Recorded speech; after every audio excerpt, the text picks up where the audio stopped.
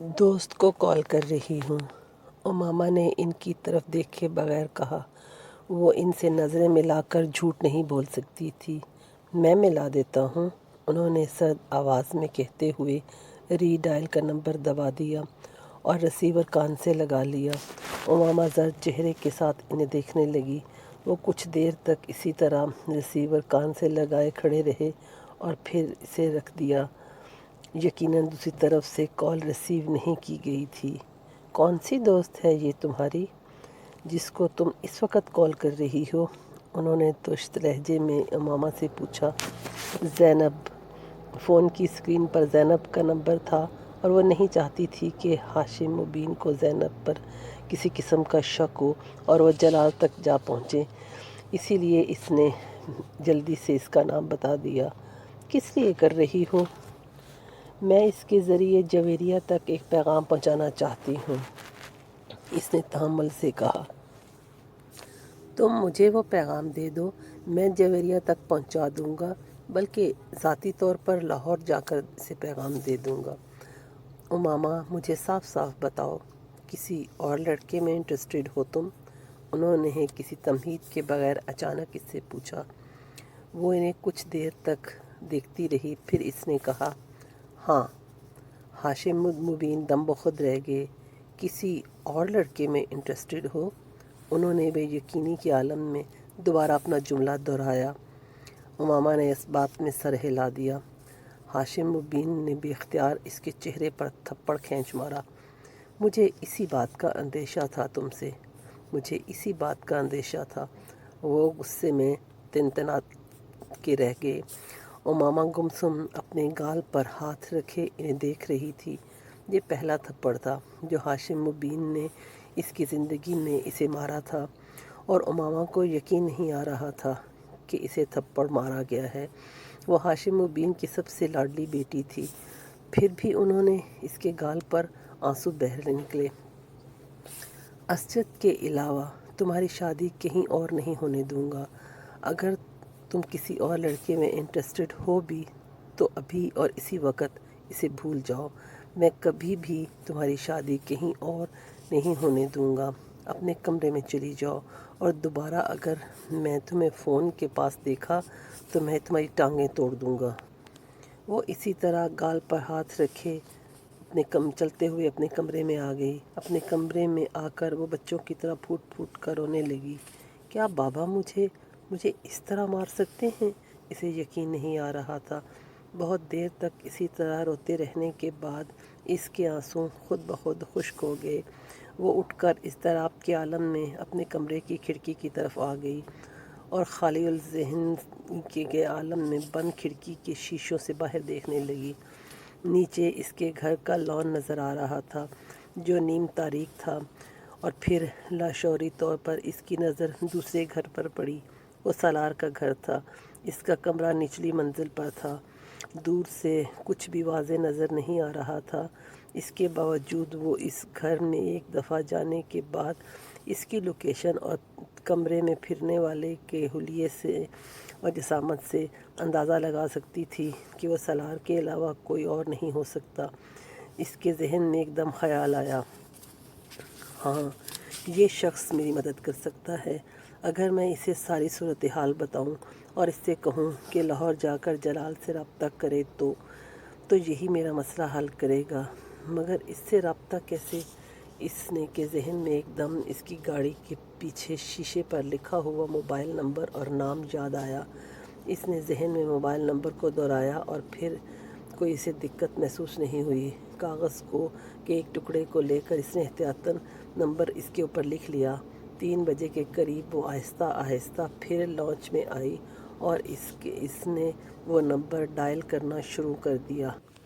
سالار نے نیند میں موبائل کی بیل سنی تھی۔ جب لگاتار موبائل بجتا رہا تو اس نے آنکھیں کھول دیں اور قدرے ناگواری کے عالم میں سائڈ ٹیبل کو ٹٹولتے ہوئے موبائل اٹھایا۔ ہیلو، امامہ نے سالار کی آواز پہچان لی تھی۔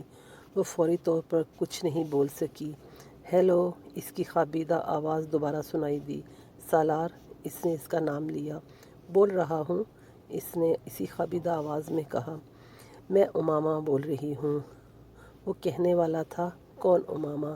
میں کسی امامہ کو نہیں جانتا، مگر اس کے دماغ نے ایک کرنٹ کی طرح اسے سگنل دیا۔ اس نے بے اختیار آنکھیں کھول دیں۔ وہ نام اس کے ساتھ اس کی آواز بھی پہچان چکا تھا۔ میں وسیم کی بہن بول رہی ہوں۔ اس کی خاموشی پر امامہ نے اپنا تعارف کروایا۔ میں پہچان چکا ہوں۔ سالار نے ہاتھ بڑھا کر سائیڈ لیمپ آن کیا۔ اس کی نیند غائب ہو چکی تھی۔ ٹیبل پر پڑی اپنی رسٹ واچ اٹھا کر اس نے ٹائم دیکھا۔ گھڑی 3:10 بجا رہی تھی۔ اس نے قدرے بے یقینی سے ہونٹ سکیڑتے ہوئے گھڑی کو دوبارہ ٹیبل پر رکھ دیا۔ دوسری طرف سے اب خاموشی تھی۔ ہیلو، سالار نے اسے مخاطب کیا۔ سالار، مجھے تمہاری مدد کی ضرورت ہے۔ سالار کے ماتھے پر کچھ بل آئے۔ میں نے ایک بار تمہاری زندگی بچائی تھی، اب میں چاہتی ہوں تم میری زندگی بچاؤ۔ وہ کچھ نہ سمجھنے والے انداز میں اس کی بات سنتا رہا۔ میں لاہور میں کسی سے رابطہ کرنا چاہتی ہوں، مگر کر نہیں پا رہی۔ کیوں؟ وہاں سے کوئی فون نہیں اٹھا رہا۔ تم رات کے اس وقت؟ امامہ نے اس کی بات کاٹ دی۔ پلیز اس وقت میری بات غور سے سنو۔ میں دن کے وقت فون نہیں کر سکتی اور شاید کل رات کو بھی نہیں کر سکوں۔ میرے گھر والے مجھے فون نہیں کرنے دیتے۔ میں چاہتی ہوں کہ تم اس ایڈریس اور فون پر کال کرو اور اس پر ایک آدمی کا کانٹیکٹ ہے، اس کا نام جلال انصر ہے۔ تم اس سے صرف یہ پوچھ کر بتا دو کہ اس نے اپنے پیرنٹس سے بات کی ہے، اور اگر کی ہے تو ان کا کیا رسپانس ہے۔ اسے یہ بھی بتا دینا کہ میرے پیرنٹس یہاں سے میری شادی طے کر کے دی ہے اور اب وہ مجھے شادی کے بغیر لاہور جانے نہیں دیں گے۔ سالار کو اچانک اس سارے معاملے سے دلچسپی پیدا ہونے لگی۔ کمبل کو اپنے گھٹنوں سے اوپر تک کھینچتے ہوئے وہ امامہ کی بات سنتا رہا۔ وہ ایک ایڈریس اور فون نمبر دہرا رہی تھی۔ سالار نے اس نمبر اور ایڈریس کو نوٹ نہیں کیا۔ اسے اس کی ضرورت نہیں تھی۔ اس نے پوچھا، اور اگر میرے فون کرنے پر بھی کسی نے فون نہیں اٹھایا تو؟ جب وہ خاموش ہو گئی تو اس نے پوچھا۔ دوسری طرف لمبی خاموشی رہی۔ پھر امامہ نے کہا، تم لاہور جا کر اس آدمی سے مل سکتے ہو، پلیز، یہ میرے لیے بہت ضروری ہے۔ اس بار امامہ نے اسے کہا، اور اگر اس نے پوچھا کہ میں کون ہوں تو؟ تم جو چاہے اسے بتا دینا، مجھے اس سے کوئی دلچسپی نہیں، میں صرف اس مصیبت سے چھٹکارا چاہتی ہوں۔ کیا یہ بہتر نہیں کہ تم اس آدمی سے خود بات کرو؟ سالار نے کچھ سوچتے ہوئے کہا، میں تمہیں بتا چکی ہوں کہ شاید مجھے دوبارہ فون کرنے کا موقع نہ ملے، اور فی الحال وہ آدمی فون ریسیو نہیں کر رہا۔ سالار نے اس کی بات کے جواب میں کچھ نہیں کہا، اور اس نے مایوسی کے عالم میں مزید کچھ کہے بغیر فون رکھ دیا۔ سالار موبائل بند کرنے کے بعد کچھ دیر اسے ہاتھ میں لے کر بیٹھا رہا۔ جلال انصر، امامہ ہاشم، رابطہ، پیرنٹس سے بات، زبردستی کی شادی۔ اس نے وہاں بیٹھے بیٹھے اس سارے پزل کے ٹکڑوں کو جوڑنا شروع کر دیا۔ اس نے امامہ سے جلال کے بارے میں پوچھا نہیں تھا، مگر وہ اندازہ کر سکتا تھا کہ اس سے امامہ کا تعلق کس طرح کا ہو سکتا ہے۔ وہ اپنی داہنی ٹانگ ہلاتے ہوئے ان دونوں کے بارے میں سوچتا رہا۔ اسے یہ صورتحال خاصی دلچسپ محسوس ہو رہی تھی۔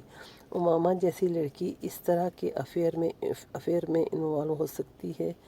وہ اپنے لیے اس کی ناپسندیدگی سے بھی واقف تھا، اور اسے یہ بات بھی حیران کر رہی تھی کہ اس کے باوجود وہ اس سے مدد مانگ رہی ہے۔ یہ کیا کر رہی ہے خاتون؟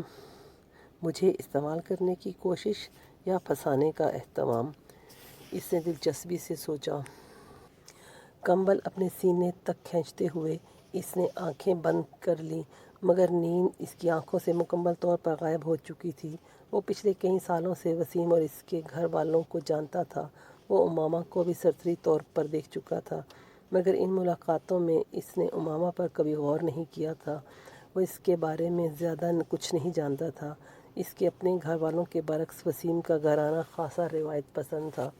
وہ کبھی بھی اس طرح کھلے عام ان کے گھر نہیں جا سکا جس طرح وہ اپنے باقی دوستوں کے گھر جایا کرتا تھا۔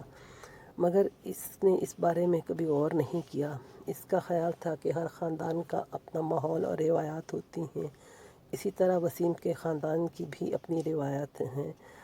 اسے امامہ کے موڈ اور ٹیمپرامنٹ کا بھی تھوڑا اندازہ تھا، مگر اس طرح اچانک امامہ کی کال وصول کر کے وہ اس حیرت کے جھٹکے سے سنبھل نہیں پا رہا تھا جو اسے لگا تھا۔ جب وہ کافی دیر تک سونے کی کوشش میں کامیاب نہیں ہوا تو وہ جھنجھلا گیا۔ "To hell with Imama and all the rest", وہ بڑبڑایا، اور کروٹ لے کر اس نے تکیہ اپنے چہرے کے اوپر رکھ لی۔